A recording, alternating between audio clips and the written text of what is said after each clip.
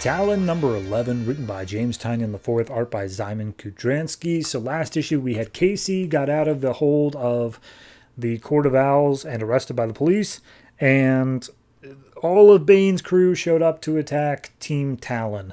So this one picks up in the GCPD where one of the cops is like, Gordon, I just arrested a woman who shot off a gun in a library. She is apparently the missing heiress who died like 7 years ago. And now she's gone again. I don't know where she is. And we see her running up to the top of the roof of GCPD. So back on Santa Prisca, Team Talon is surrounded by Bane and all of his men. And it's like, okay, hey, Team Talon, do we have an escape plan? Or we got any place out of here? And Anya's like, yeah, no, we got jets up on the roof. We just got to get up there. So at that point, we see Bane's whole thing this issue, and he keeps on saying it over and over again, is basically laying it at Talon, saying, like, you run from things, you escape things, and that's weak. Strong men stand, and they fight, and they take it on. Like, you ain't strong, you suck. And as Bane's about to attack him, he's like, will you run again? And Talon's like, yep, everyone scramble. And so everyone runs away in different directions, and Team Bane, everyone independently follows someone. So up on top of the GCPD roof, Casey lights the bat signal, being like, I need Batman. And she sees a bat shadow over in the mist, and she thinks it's Batman, but nope, it's the Butcher. Butcher's back, and it's just like, yeah, no, see, here's the thing. I was going to kill you back at the Owl's base, but I guess I'll do it here now. So she starts getting her arms snapped in multiple places. So we see Anya is going up against Malicia, who is just a strong lady with a sword. But then Anya's like, I trained sword fighting with Ra's al Ghul. You ain't got nothing on me. And then on the other side of the prison, we see Ed and Joey.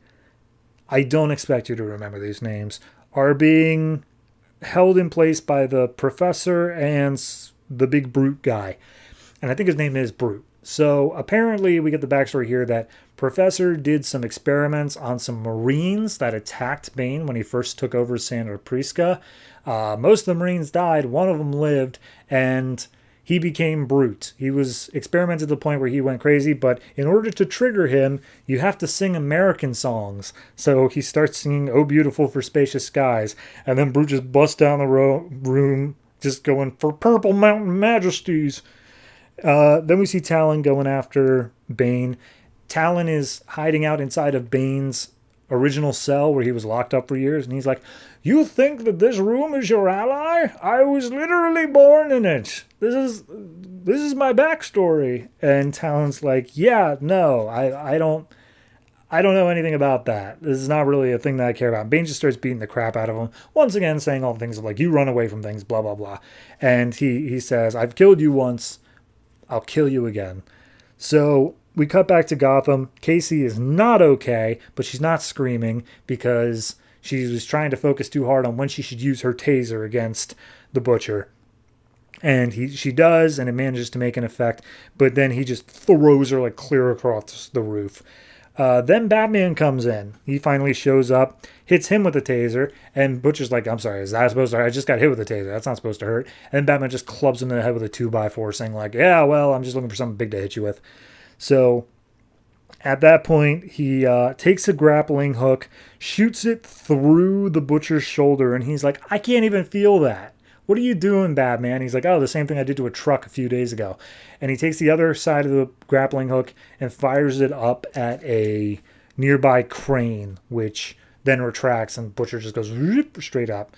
So Casey, not doing well after being thrown clear across a roof, tells Batman, hey, look, I got a daughter. She's being held by the Court of Owls. You got to meet up with Calvin Rose, Talon. And Batman's like, that guy? I already dealt with him. He's a dick. And it's like, nah, he's cool. He's cool. Please get my daughter. I'm going to go to sleep now. And at that point, Jim and the rest of GCPD come up on the roof, and they're just like, what the hell's going on up here? And Batman's like, you guys got to get out of here. There's a crazy Court of Owls guy right up there on the... Oh, he's gone. He's gone. That's not good. So then we get the wrap up to everybody's stories on Team Talon against Bane.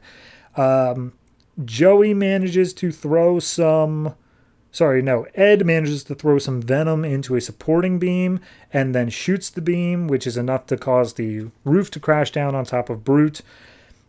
Professor just is gone, and we see that Anya, within like seconds, managed to finish off her fight with Milicia. So it wasn't even a thing. But then down in the dungeons, Talon as Bane and keeps on telling him, like, you are weak. Talon's just like, dude, shut up. I don't care. I don't give a crap that this room is where you grew up in. I didn't even know that. That was just happenstance. The only reason I picked this room is because I know that this is where the piping works out for my master plan, the thing I want to do. Like, and then he breaks down the thing of like, yeah, no, I run away. That's my thing. Yeah, sure, whatever. But like, who cares? Because regardless, I'm not going to fight you. Like, you can't win this fight if I don't participate. So yes, I will keep running because I can't lose in that case. So he redirects some pipe of what Bane believes is venom at him. And he's like, venom? That won't do anything to me. Do you know anything about me? And he's like, this isn't venom, it's acid. And I'm thinking it's going to slow you down long enough. And he's just like, all right, yes, this kind of stings, but you're still stuck down here. There's no way you could escape.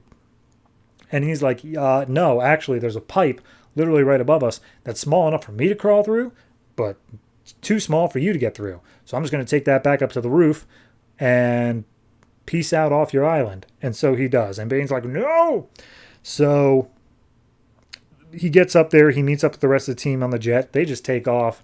They're all good to go. And then Talon's like, yeah, I got to call Casey and let her know what's going on. Hey, Casey. Hey, if you get this message, just know we're on our way back. We're going to get Sarah. Everything's cool. Bane's bringing an army to Gotham. And then on the other side, Batman's like, I'm sorry, Bane's doing what?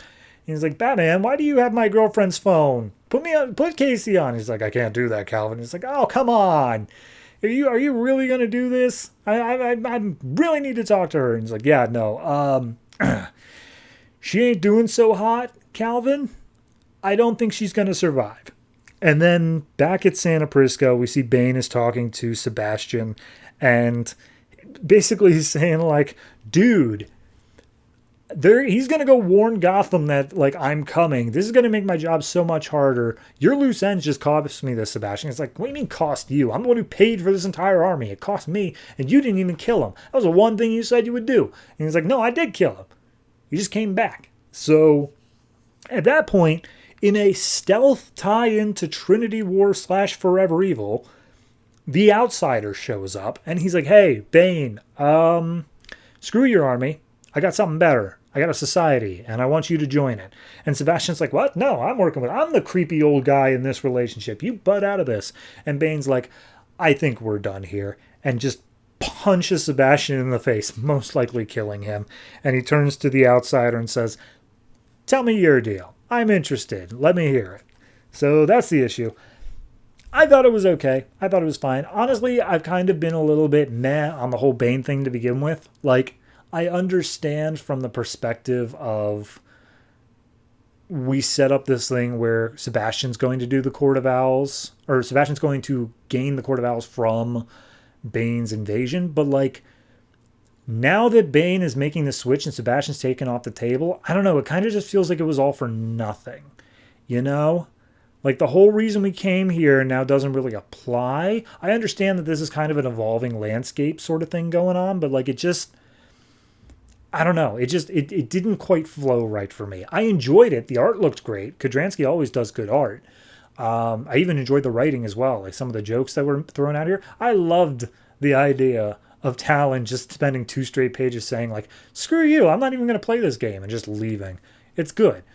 But it's just in the larger scheme of what is the book doing at this time, it feels like it's kind of spinning its wheels a little bit. Like, I don't know if we're going to come out of this with a resolution to the plot that we went into it.